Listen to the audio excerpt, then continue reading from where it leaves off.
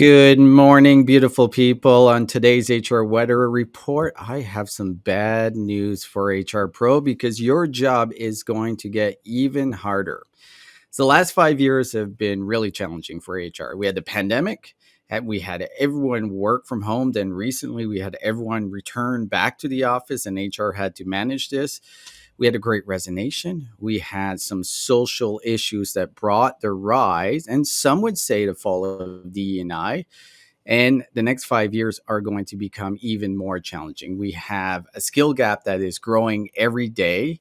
We have employees that are expecting a whole lot more than they ever have. We have AI and everything that comes along with it. We have the regulatory changes that come with it as well. We have a really interesting workforce dynamic with multiple generations in the workforce at once. And I'm going to get a lot of hate for this. Although HR has done so much in the past 5 years in a really difficult time, I think we're losing credibility with the C suite. I think we have over indexed on social programs and general feelings, and we have not done enough to refocus on business results. So we need to refocus on what we can do to drive better value within the organization. And one of those is how do we help increase productivity? That's a major challenge with every organization, and we're well set up to help them and drive that within the organization. We're also, how do we help with the reducing the costs and the risk of everything that's coming down the pipeline? Because there's a lot coming down the pipeline. And how do we share that we're a profit center and not a cost center? So I think HR needs to be the business unit that drives all growth and innovation within the organization. We have that opportunity, but that makes the HR job way harder, although way more rewarding. And because of that, way less stressful than it's been in the last 5 years. So that's the HR weather. How about we get to the panel? Okay. All right, And who's I had it wanted, harder, recruiters or HR? Oof. I think HR. I think it's Really? Was it harder. hard to lay off all those recruiters? Is that where you're getting with Not that? their decision. Well, recruiters are kind of the canary in the coal mine. When times get tough, they're the first to get laid off because if you're not going to be Yep. hiring anyone, like, makes Well, sense. no, no, But no. The Tell me one about it. step further, employer branding, they get laid off first. yeah, Then, okay, Mm. yes, employer Ah, branding, then recruiters. But recruiters are really early in that process. But the flip side, recruiters are the first ones to get rehired when the right. economy and companies start over again. But like, what's your thoughts here as far as how I really do think this is a major challenge, and it's been one that I've seen throughout my whole career is how does HR focus on business results? Because I think without it, we don't have a lot of credibility within the C-suite.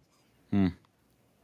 My question is like, how come we can't tie the business results and outcomes to, well, I hired that person. So isn't that an HR win?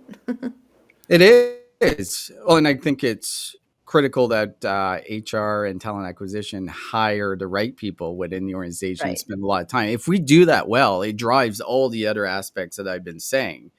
Have we done a good job in hiring in the last 5 years overall as HR? I would question HR, that.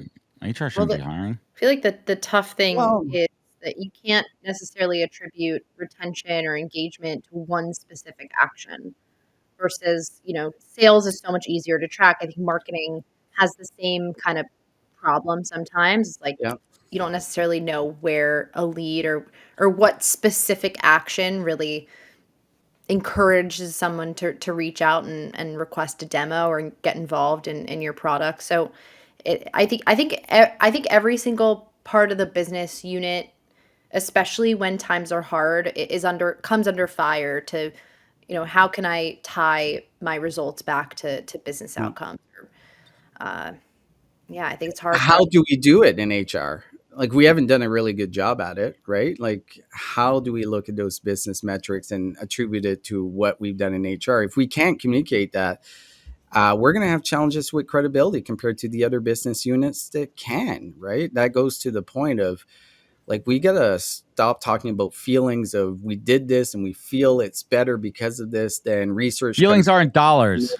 exactly. Ooh. Whoa. It is a business, and I think we sometimes forget that, like, we're a part of the business, and if the business Yeah. is not driving business results, we're kind of useless. Well, I mean, I think you have to move away from the thought like when TA and HR are not profit centers. That's a terrible way to think about from a business. They are your people, and you have to invest in them, the technology, the support, and the training, and that Totally. comes down from the top. So once that starts, once it continues, that's how you have a well-oiled machine, as they like to say. But Adam, on that point, that drives business results, right? Like, if TA is doing a really good job, how do we correlate that to revenue numbers? And I think that's fairly easy to do, right? Yeah, well, easier said than done. Yeah. So, Serge, as always, engaging, fantastic conversation. Stay warm, stay cool, and we will catch you next week for Serge with the weather. Thank you, guys.